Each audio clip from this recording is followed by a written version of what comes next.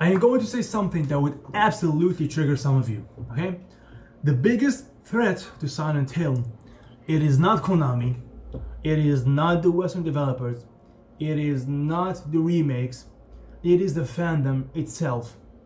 Look, I love this franchise. I've consumed everything this franchise has to offer, but I am sick. I am tired. I am exhausted by its fans. They are so toxic because every time something new comes out, something new happens to this franchise, the fandom would react the same way always. They would start hating it, they would show hostility, they would panic, they would say their favorite quote, they ruined it before they even give it a chance, before they even give it a try. There's no denying that Silent Hill 2 is one of the greatest horror games ever made. There is absolutely no denying that. It is emotional, it is tragic, it is symbolic. But the fandom turned Silent Hill into Silent Hill 2. And that's a problem. Okay? Now, like every new release must have a twist. Like James, must be a metaphor of guilt, must avoid action at all costs. Basically, the fandom doesn't want a new Silent Hill.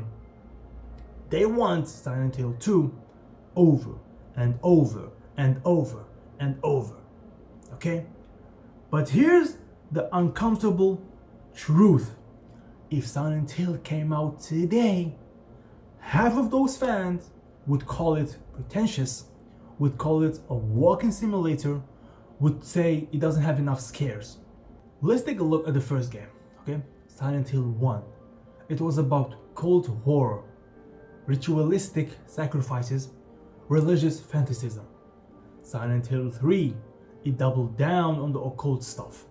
Silent Hill 4, The Room, it experimented with isolation, voyeurism, and first-person segments.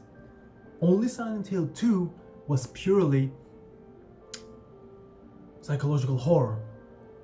But now, if the game doesn't have a depressed man fighting guilt in a fog, they call it not a real Silent Hill game. Let's rewind for a second, okay? Silent Hill 4, The Room. When it was announced and came out, fans hated it.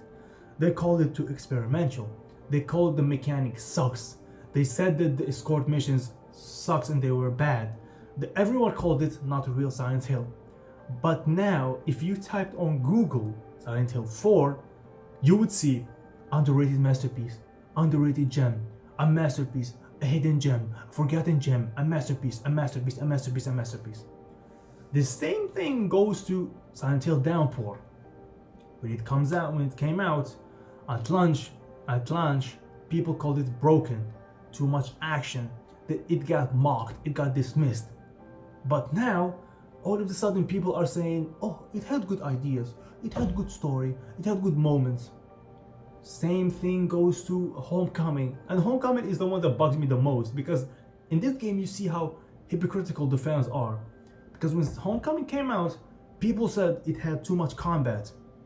But those same fans would glaze Silent Hill F, which is basically Dark Souls roguelike Silent Hill. But the fans would absolutely love it. Would say it is the best Silent Hill game we've ever got. 9 out of 5, 9 out of 10 I mean, 10 out of 10. Brother, you cannot be serious. Silent Hill was never like a defenseless walk-in therapy, okay? Silent Hill 1 had combat. Silent Hill 3 had combat. Even Silent Hill 2 had combat. But now, the fans are trying to rewrite history by saying Silent Hill used to be pure. No, Silent Hill used to experiment on stuff. Why do you think Silent Hill even exists? Let's talk about the modern behavior. When Silent Hill 2 Remake was announced, fans hated it. There was no denying it. The game wasn't even playable yet and the fans hated it. They called Angela fat, they called the fog like not thick enough, the lighting was wrong, Some people even said that the Western devs, they don't understand Japanese psychology. They also judge the camera angles from the trailers like fucking forensic scientists. Like before they even touched the game, they criticized it. They literally just put it down. I want to say a metaphor, but I forgot it. But that's not like critique, okay? That's like, how do you say it? It's like identity panic. But here's the part that nobody wants to admit, okay?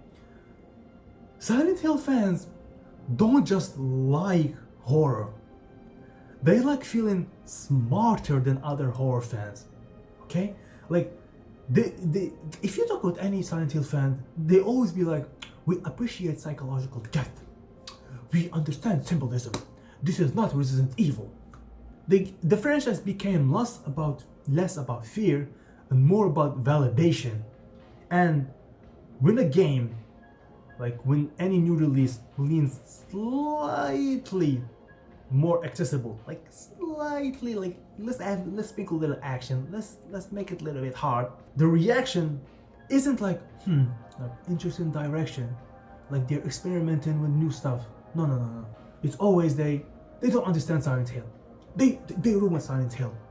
But maybe, just maybe, if you use your brain, maybe you've narrowed Silent Hill so much, like you put it in a box and you just kept on squeezing it and tighter, that nothing new qualifies anymore. Because if you say you like Homecoming, the fans will say you don't get it. If you say you enjoyed or you defend Downpour, the fans will say you have bad taste. If you are excited about a remake, the fans will call you casual. And you know what's even crazy to me? The people who only play Silent Hill 2 remake are the one who say, they're just casual, he just having nostalgia, he just doesn't want to see this franchise prosper. Brother, I've been with this franchise since I had on my PS2. What the fuck are you talking about? Of course I feel nostalgic. If I see a remake of, let's say, Silent Hill 3, Silent Hill 1, Silent Hill The Room, I would literally walk down naked and be happy. But for some reason you're casual, sure. Everyone who keeps saying those things, that's not like protecting quality. You're not protecting the franchise. That's your ego talking, okay? Here's the brutal reality, okay?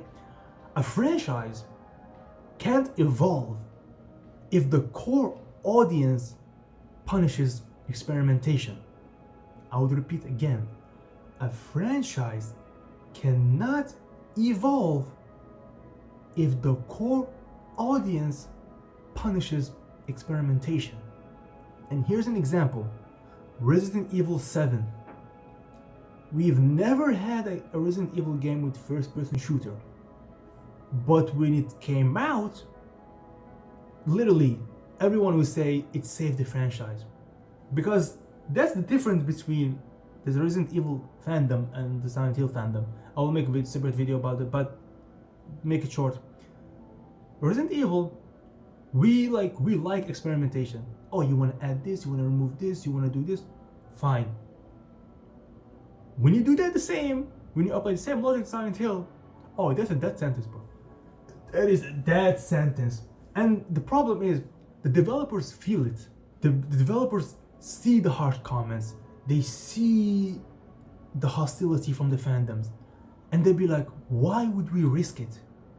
Why, take risks? Let's just give them what they want. When that happened, the fans complain, the series became too safe. I don't like this. You can't demand innovation while attacking deviation. Okay? You can't. And yes, okay, some entries are flawed. Some had technical issues, some missed the tone and the point entirely.